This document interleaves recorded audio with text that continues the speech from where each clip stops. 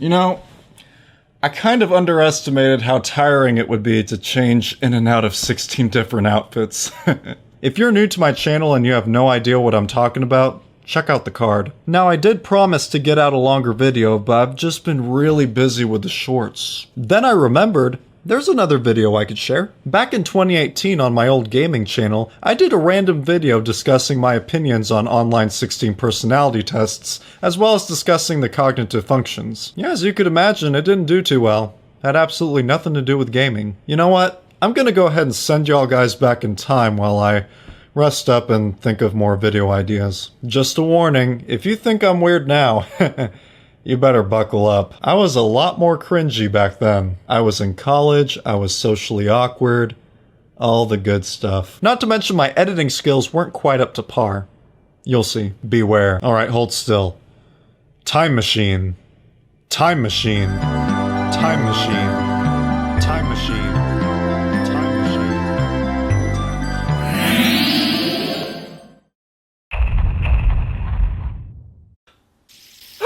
Look at it go! Oh, and I'm the one that's making it go so fast!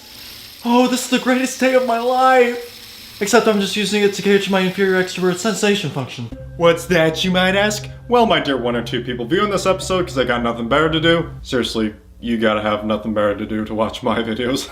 I'm here to explain. I'm the Electric Honey Badger, and this is Topics. Now, this is a segment of my channel that deals with any number of silly or Crazy topics that pop into my head. Right here in the brain. Speaking of brain, folks, there are a lot of personality tests out there, Ranging from the sophisticated to the not so sophisticated. I'm looking at you, BuzzFeed. but lately people have become fixated on one particular type of personality test, The Myers-Briggs Type Indicator.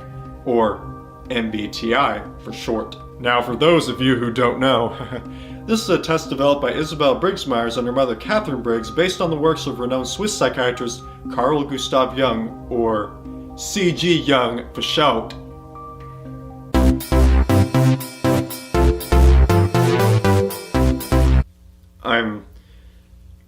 I'm not exactly cool. I guess I'll f*** off now. Now, there is a lot of history behind this, but for now, I'll explain what a simple MBTI test will tell you. You answer questions about yourself, and at the end, you are given a 4-letter code. E or I, which states if you're more of an extrovert or an introvert. S or N, which tells you which type of perception you prefer for gathering information, either sensing or intuition. T or F, which tells which judgment you prefer when solving problems, thinking or feeling. And J or P, which lets you know if you're a planning judger or a spontaneous, free spirit perceiver. Now, some of the more popular MBTI tests gauges the 4 letters against the opposite 4 letters in their respective categories. The MBTI test from humanmetrics.com, for instance, is one of the most popular. However, some of the questions asked don't seem to have anything to do with cognitive psychology. For instance, the question, often you prefer to read a book than go to a party, is obviously testing you on your preference for extroversion or introversion, but it assumes that all introverts would hate to go to parties, and all extroverts would like to turn up, when really everyone is different. And another question asks, you feel involved when watching TV soaps. It assumes that if you are more of a feeler type, you will agree, and if not, then you must be a big, bad, cold thinking type. You can have someone who is a feeling type and him or her may not be heavily moved by soap operas, and vice versa. These are just odd, specific questions that seem to have more to do with behavior than cognition, which is what this is supposedly measuring. By this standard, one wouldn't even need to take a test and could simply go, well, I feel I'm a deep, complex individual that nobody understands, so I'll go with I. I think outside the box and dress a little strange, so I must be an N. Of course, I'm a feeler. I care about people. Empathy is my middle name, so F. I plan things ahead, so J it is. I'm an INFJ! Oh my god, that's the rarest type! I share it with such great people like Plato and Gandhi. Ooh, Daniel Day-Lewis, OMG. I'm so special. I feel so deep and philosophical now. No. Huh? Not saying this is the wrong way to test people based on Jung's work, but it seems like his work went a lot deeper than this. Huh. Like me. Please leave my house. You. This is my house too.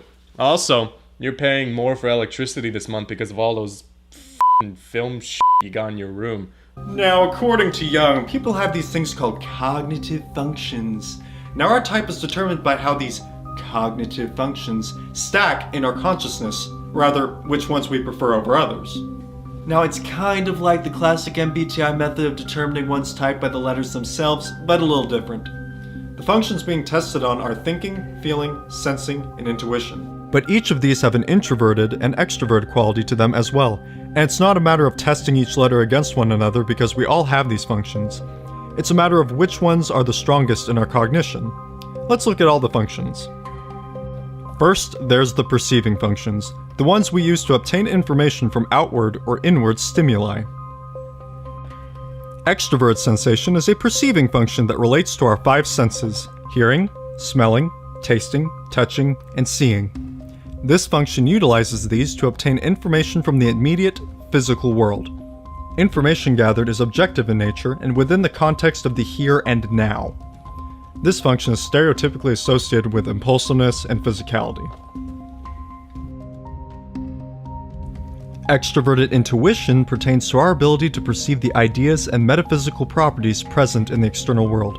In other words, how we form associations between things or people.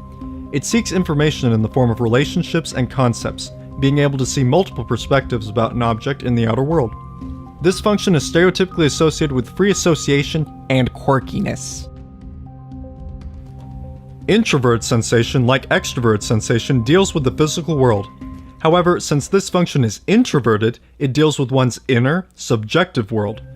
As such, when users of this function receive information from their environment, they compare it against an archive of past experiences or impressions with precision and detail. This function is stereotypically associated with memory and routine. Introverted intuition deals with the inner subjective world of concepts. Unlike its sibling function, extroverted intuition, it aims for depth as opposed to breadth when it explores ideas, finding symbolic meaning in events from the outer world. Impressions and patterns are threaded together to build a singular but intense perspective of a situation. This function is stereotypically associated with foresight and mysticism. Then there's the judging functions. These are used when making decisions or drawing conclusions. Extrovert thinking involves using logic in the real world to solve problems. Logical steps and procedures are used to complete measurable objectives and to maintain control of the environment. It is more concerned with the utility of facts than the truth or structure behind them. This function is stereotypically associated with direction and control.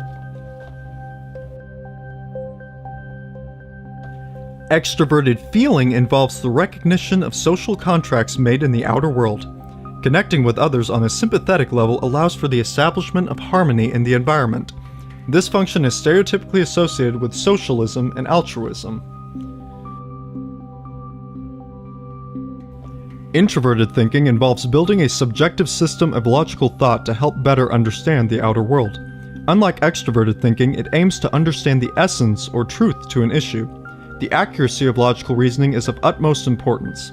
This function is stereotypically associated with detachment and intelligence. And finally, introverted feeling seeks to preserve one's personal beliefs, finding congruence between their values and the reality around them.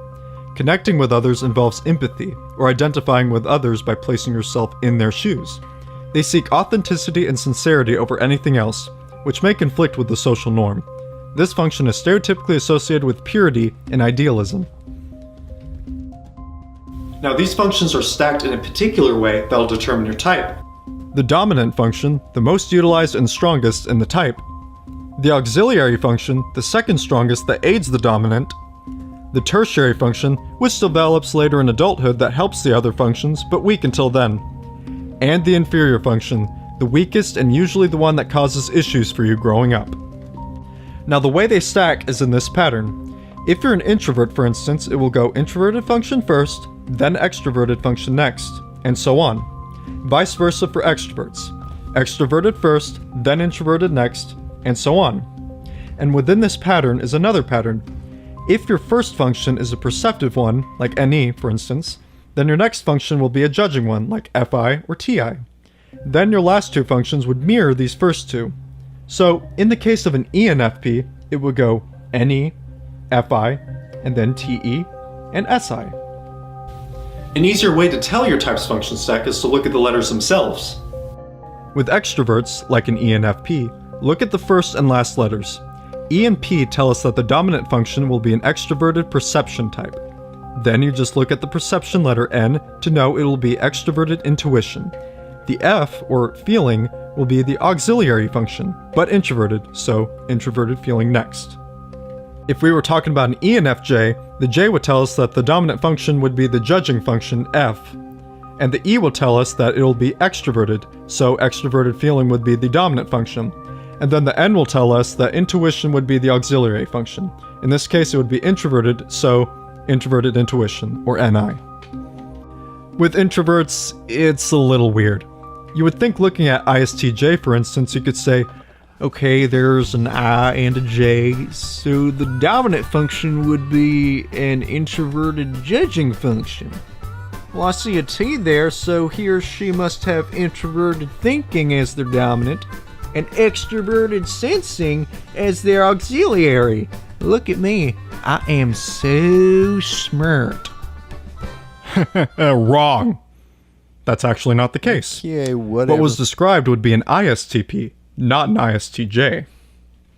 You see, the last letter in the code actually denotes the function that would be extroverted, in this case, thinking.